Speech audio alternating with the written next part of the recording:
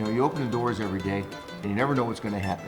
If you treat people right, I've found out that they'll keep coming back. It's where you can bring your children and grandchildren. It's not the tavern of the old days where, you know, it was rough and tumble. This is where you come and enjoy your family. The Hill is known for a lot of things. Great food, a strong sense of community, and oh yeah, Bochi. I do believe I'm at the place. How you doing, sir? How you doing, Joe? You know, when did this place really get off the ground? When did it really start going? I mean, it's been a tavern since the early 1900s, but it's always been part of a special place. I remember being a little kid, this was just like the kind of a place where everything happened in the neighborhood. But this is where you can come just relax, hang out, get your shoes dirty with Bochi dust, and having fun. When people come in, what's the first thing you want them to experience when they walk in? A cold beer. No.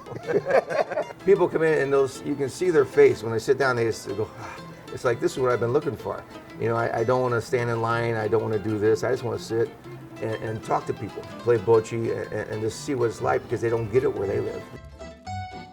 Joe, your place is renowned for Bochi, and never in my life have I played Bochi. Now, do you think you can give me a quick course? It's gonna be the first time we've done it without beer in our hands, but we'll try and get it done. You'll be the red team. Okay.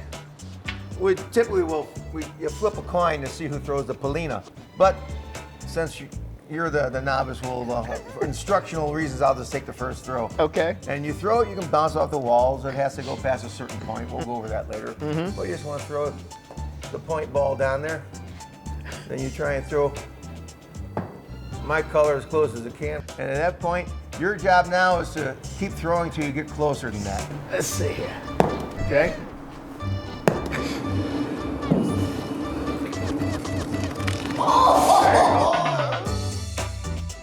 There was actually 7 taverns on the street when I was a child, and now we're the last one. People are amazed.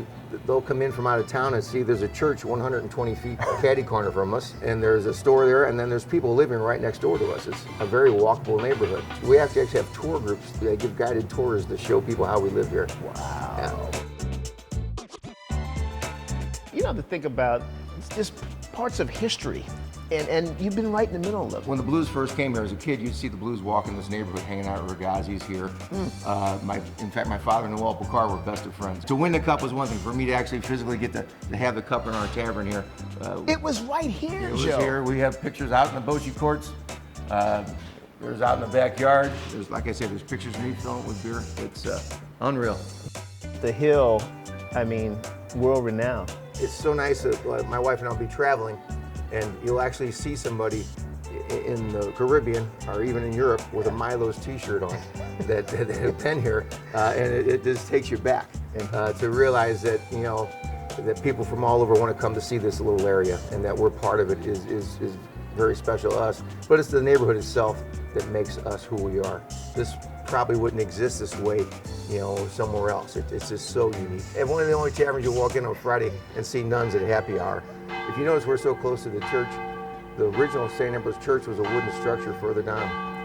By state law, we're supposed to be almost 400 feet from that, but we're not because the tavern was here first. So wedding parties can't wait to come here and get their picture taken on the Bochi courts. You know, the school's right there. The kids will sit out front of the tavern here and feel safe. Or they'll come in and sit down and have a soda, wait for their parents, or their parents are late. Yeah. It's that feeling of community that is just so special here.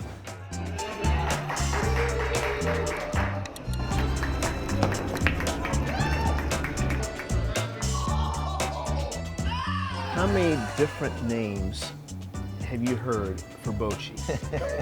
You know, I grew up with it being Bochi. And when the people from the East Coast and Chicago come in, it's always Baci. There's many terms of how that happened. The Italian word for kiss is baci, which is B-A-C-I, and Bochi is spelled B-O-C-C-E.